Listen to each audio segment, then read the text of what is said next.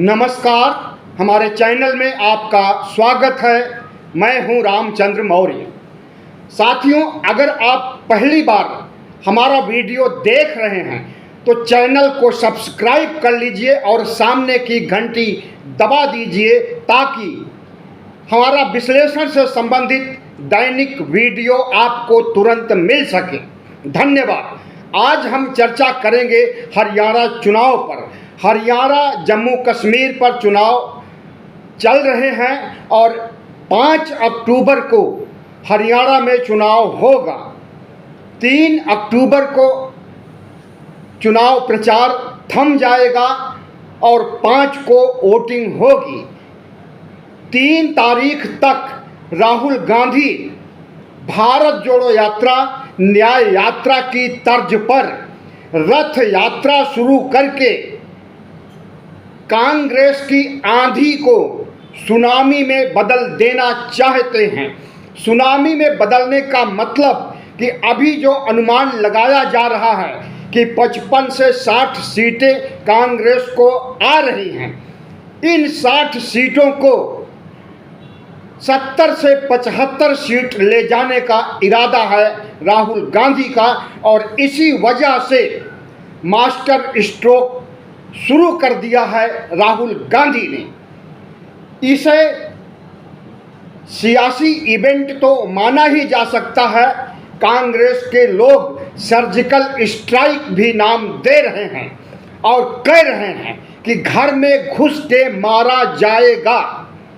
जिस तरह से प्रधानमंत्री नरेंद्र मोदी ने 28 सितंबर को सर्जिकल स्ट्राइक की वर्षी मनाते हुए कहा था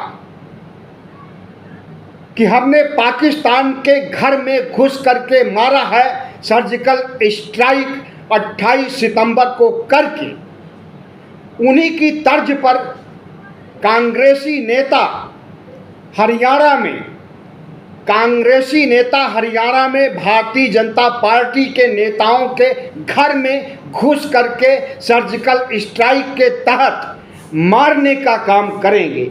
हालांकि यह कहा जा रहा है, लेकिन ऐसा कुछ होगा नहीं, और अगर होगा तो बहुत बड़ा बवाल हो जाएगा और चुनाव भी स्थगित करना पड़ सकता है। लेकिन वार पलटवार में इस तरह की बातें कही जाती हैं, वह कांग्रेस भी कहती है और बीजेपी भी कहती है। कांग्रेस ने 3 मुद्दे बनाए हैं विधानसभा चुनाव हरियाणा में: जवान, पहलवान और किसान। जवान का मतलब अग्निवीर, जो प्रधानमंत्री नरेंद्र मोदी से नाराज हैं अरसे से। जितने अग्निवीर भर्ती किए जाते हैं उसमें लगभग आधे अग्निवीर हरियाणा से होते हैं। हरियाणा में सेना में भर्ती होने का जुनून अन्य राज्यों की अपेक्षा ज़्यादा होता है और अग्निवीर की जो हालत प्रधानमंत्री नरेंद्र मोदी ने कर रखी है कि सिर्फ 4 साल की नौकरी, कोई पेंशन नहीं, कोई फायदा नहीं दिया जाता, शहीद होने का दर्जा नहीं दिया जाता, तमाम ऐसे सवाल हैं जिससे कि अग्निवीर नाराज हैं और प्रधानमंत्री नरेंद्र मोदी के खिलाफ अग्निवीर बेरोजगार लामबंद हो गए हैं और कांग्रेस पार्टी को जिताने के लिए सामने मैदान में आ गए हैं। किसान बहुत पहले से नाराज हैं भारतीय जनता पार्टी के। हरियाणा, पंजाब, पश्चिमी उत्तर प्रदेश और अन्य राज्यों के किसानों ने 13 महीने तक दिल्ली के बॉर्डर पर धरना दिया था, आंदोलन चलाया था और 3 काले कानून वापस करने के लिए मजबूर कर दिया था प्रधानमंत्री नरेंद्र मोदी को। अंततः उन्हें वापस लेना पड़ा था और देश के किसानों से माफ़ी मांगनी पड़ी थी और उन्हें कहना पड़ा था कि हमारी तपस्या में ही कोई कमी रह गई थी और घुटने टेकने पड़े थे।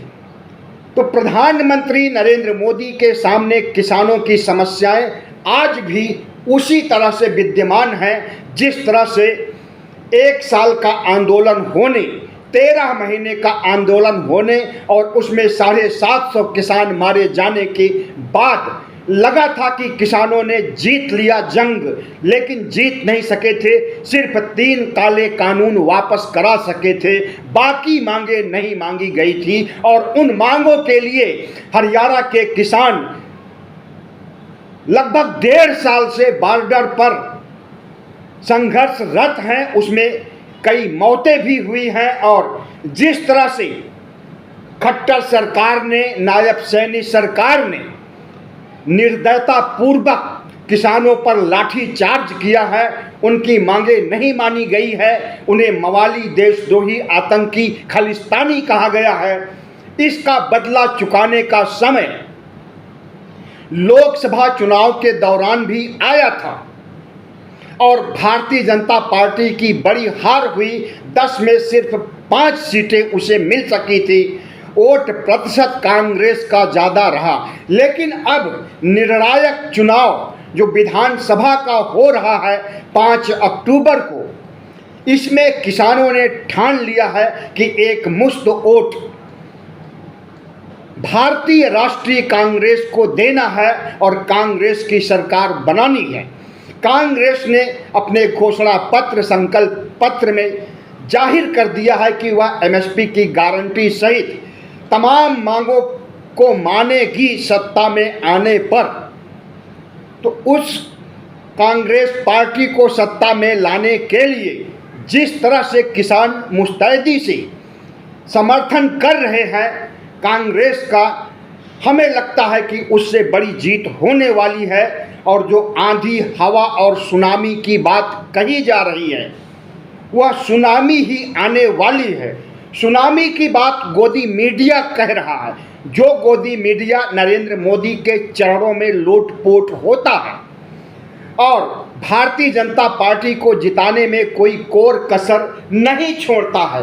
वही गोदी मीडिया का सबसे बड़ा चैनल आज तक, और आज तक का सबसे बड़ा एंकर राजदीप सरदेसाई ने कहा है कि कांग्रेस की सुनामी चल रही है और सुनामी का मतलब है 70 से 75 सीटें हासिल करना।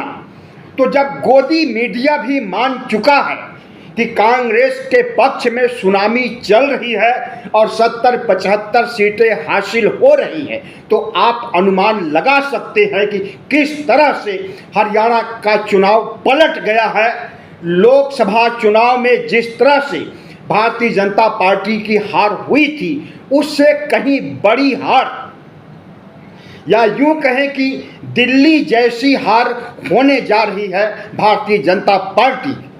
और भारतीय जनता पार्टी के लोग दावा कर रहे हैं कि लोकसभा चुनाव के दौरान इसी तरह से तमाम मीडिया और तमाम पार्टियां मध्य प्रदेश और छत्तीसगढ़ के बारे में कांग्रेस को जिताने का दावा कर रही थी, लेकिन वहां पर जीत हुई भारतीय जनता पार्टी की। ठीक उसी तरह से हम हरियाणा भी जीतने जा रहे हैं और हरियाणा जीतने के लिए 3 फैक्टर जो इन्होंने हवा में उछाला है, वह है दामाद, दलाल और डीलर। जिस तरह से कांग्रेस पार्टी ने जवान, किसान, पहलवान की बात कही है और पहलवान के तहत खास करके महिला पहलवानों के यौन शोषण और उनके साथ पुलिसिया ज्यादती होने की घटनाएं पिछले दिनों सामने आई थी और उसके तहत तमाम महिला खिलाड़ियों और पुरुष खिलाड़ियों, कुश्ती में शामिल तमाम खिलाड़ियों ने प्रतिज्ञा किया है कि कांग्रेस पार्टी को लाना है और भारतीय जनता पार्टी को उखाड़ फेंकना है। तो भारतीय जनता पार्टी इन 3 फैक्टर से, जवान, किसान और पहलवान के फैक्टर से बैकफुट पर आ गई है और उसे हरियाणा में हार का अंदेशा सिर पर चढ़ करके बोल रहा है। तो भारतीय जनता पार्टी ने जवान, किसान, पहलवान के काट में दामाद, दलाल और डीलर और खर्ची और पर्ची की बात कह रहे हैं। दामाद यानी रॉबर्ट वढेरा जो सोनिया गांधी के दामाद हैं, उनके ऊपर कीचड़ उछालने का काम किया जा रहा है। उन्हें पहले से भ्रष्टाचारी कहा जा रहा था। तमाम किसानों के ज़मीन उन्हें अलॉट करने, उनके नाम कर देने की बात कांग्रेस के शासन में हुई थी, ऐसा कहा जा रहा है भारतीय जनता पार्टी के द्वारा। लेकिन पिछले 10 सालों में दामाद के खिलाफ एक भी मुकदमा नहीं चला और दामाद को एक दिन के लिए भी जेल नहीं भेजा जा सका। तो जाहिर है कि दामाद का मुद्दा इनका सिर्फ बनावटी है और फर्जी है, इस पर इन्हें वोट नहीं मिलने वाला है। दलाल का मतलब कि भारतीय जनता पार्टी के नेता कांग्रेसियों को दलाल कह रहे हैं कि इनके राज में दलाली होती थी, ठेकेदारी प्रथा थी, ठेकेदार और दलाल मिलकर के राज्य को लूटने का काम करते थे और इन्हें बुरी तरह से हार मिलने वाली है। इसी तरह से डीलर की बात कही जा रही है कि जिस तरह से रियल एस्टेट को चलाता है डीलर, उसी तरह से कांग्रेस की सरकार को डीलर चलाते हैं और पैसे ले करके भ्रष्टाचार करके कोई भी काम करवाने के लिए अपनी मर्जी जाहिर करते हैं और डीलरशिप के तहत राज्य को लूटने का काम करते हैं। तो इस तरह से भारतीय जनता पार्टी ने भी 3 फैक्टर ढूंढ लिया है, अपनी जीत के लिए इस फैक्टर से दावा कर रहा है। और कांग्रेस पार्टी ने भी जवान किसान पहलवान की बात कह करके भारतीय जनता पार्टी को घेरने का काम किया है। आपको मालूम होगा कि चुनाव आयोग ने पहले 1 अक्टूबर को हरियाणा में चुनाव कराने की बात कही थी, लेकिन बाद में इसे भारतीय जनता पार्टी की मांग पर 5 अक्टूबर कर दिया, 4 दिन का मोहलत दे दिया। इन्हीं 4 दिनों में भारतीय जनता पार्टी की कब्र खोदने के लिए राहुल गांधी ने जिस तरह से रथ यात्रा का ऐलान किया है और इस रथ यात्रा में राहुल गांधी, प्रियंका गांधी, रणदीप सुरजेवाला, दीपेंद्र हुड्डा, कुमारी शैलजा, मल्लिकार्जुन खड़गे, सचिन पायलट, अशोक गहलोत जैसे तमाम बड़े दिग्गज नेता शामिल होंगे। और इस रथ यात्रा के दौरान जगह जगह पर नुक्कड़ rally, public rally, road show किए जाएंगे और उस रोड शो में भारतीय जनता पार्टी के कुशासन की धज्जियां उड़ाई जाएगी। तो जाहिर है कि जो यात्रा शुरू हो रही है, यह यात्रा पूरा हरियाणा कवर करेगी 3-4 दिनों में। 30 सितंबर से यानी कल से शुरू होने वाली यात्रा नारायणगढ़ से शुरू हो रही है। नारायणगढ़ नायब सिंह सैनी का चुनाव क्षेत्र 2014 में रहा है, यहाँ से नायब सिंह सैनी जीते थे। तो नारायणगढ़ से अंबाला तक की यात्रा में हरियाणा के तमाम जिले शामिल हैं। लगभग 24 विधानसभा सीटें शामिल हैं, जिस पर रथ यात्रा का बहुत बड़ा असर पड़ने वाला है। राहुल गांधी ने साबित कर दिया है कि भारत जोड़ो यात्रा और न्याय यात्रा से उन्होंने प्रधानमंत्री पद तक का सफर तो नहीं हासिल कर सके, लेकिन नेता विपक्ष का पद जरूर हासिल कर लिया है और शायद इतना ही राहुल गांधी की उपलब्धियों में शुमार किया जा रहा है। लेकिन उनकी यात्रा रथ यात्रा तक सीमित नहीं रहेगी। हरियाणा चुनाव के बाद वह फिर से यात्रा शुरू करेंगे और इस बार यात्रा का नाम होगा भारत डोजो यात्रा। भारत जोड़ो का उल्टा कर दिया, भारत डोजो यात्रा। और इस यात्रा की शुरुआत अभी कुछ समय पहले ही किया गया था। तो जाहिर है कि राहुल गांधी ने भारतीय जनता पार्टी को घेरने के लिए भारतीय जनता पार्टी का केंद्र में और हरियाणा राज्य में 10 साल के कुशासन को सामने लाने के लिए, 10 साल के कुशासन से जनता को अवगत करने के लिए पंचकूला से लाडवा तक भी यह सफ़र तय होगा रथ यात्रा का। और इन जगहों के बीच में लगभग 24 विधानसभा क्षेत्र आते हैं। इन 24 विधानसभा क्षेत्रों में भारतीय जनता पार्टी को बुरी हार मिलने जा रही है और रथ यात्रा का जो परिणाम सामने आएगा वह तो चुनाव के बाद 8 तारीख को जब मतगणना की गिनती होगी तब पता चलेगा। लेकिन अभी से रथ यात्रा को लेकर के जिस तरह से भारतीय जनता पार्टी आतंकित लग रही है और जिस तरह से इसे सर्जिकल स्ट्राइक नाम देकर घर में घुसने कर मारने की बात कही जा रही है, इससे भारतीय जनता पार्टी बैकफुट पर आ गई है और गोदी मीडिया भी बिलबिला रहा है। और गोदी मीडिया यह कतई नहीं कह रहा है कि यहाँ पर भारतीय जनता पार्टी को जीत मिलने वाली है। अभी मीडिया में चल रहा है कि आप बताइए कि कांग्रेस के पक्ष में हवा चल रही है या आंधी चल रही है या सुनामी चल रही है। कुछ लोग इसे हवा मान रहे हैं। हवा का मतलब 50 से 55 सीटें, कुल 90 सीटें हैं। 90 सीटों में 46 सीटें मिलने पर जादुई आंकड़ा माना जा रहा है कि 46 सीटें जिसे कम से कम हासिल होगी उसी की सरकार बनेगी। तो जो हवा चल रही है, इस हवा के तहत मीडिया, सोशल मीडिया पर चल रहा है, तमाम वीडियो फोटो वायरल हो रहे हैं कि हवा का मतलब 50 से 55 सीटें, आंधी का मतलब 60 से 65 सीटें और सुनामी का मतलब 70 से 75 सीटें।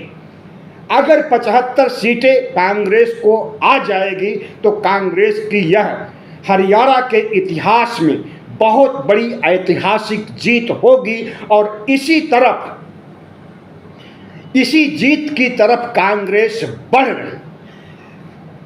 जिस तरह से मुद्दों के आधार पर भारतीय जनता पार्टी को महंगाई, बेरोजगारी, किसानों के मामले में, कुश्ती पहलवान महिलाओं के मामले में भारतीय जनता पार्टी को घेरा गया है और उसके 10 साल के कुशासन से इस प्रदेश की जनता को अवगत किया है।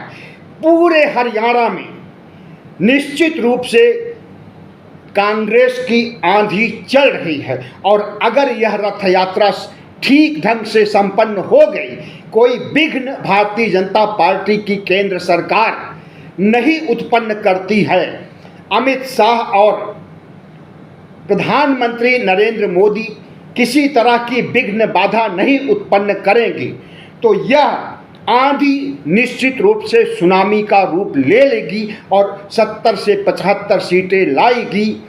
अगर आज तक के सबसे बड़ा चैनल जो माना जाता है, इसके सबसे बड़े एंकर राजदीप सरदेसाई सुनामी की बात कह रहे हैं तो इसमें शक नहीं होना चाहिए कि अगर रथ यात्रा नहीं भी हो तब भी कांग्रेस को 70 से 75 सीटें मिल जाएंगी। लेकिन रथ यात्रा अगर हो रही है तो हमें लगता है कि दिल्ली की तरह हरियाणा के भी परिणाम आ सकते हैं। जिस तरह से दिल्ली में 2015 में आम आदमी पार्टी को 70 में से 67 सीटें मिली थी, जिस तरह से दिल्ली में आम आदमी पार्टी को 2020 में 70 में 62 सीटें मिली थी, कमोबेश यही आंकड़े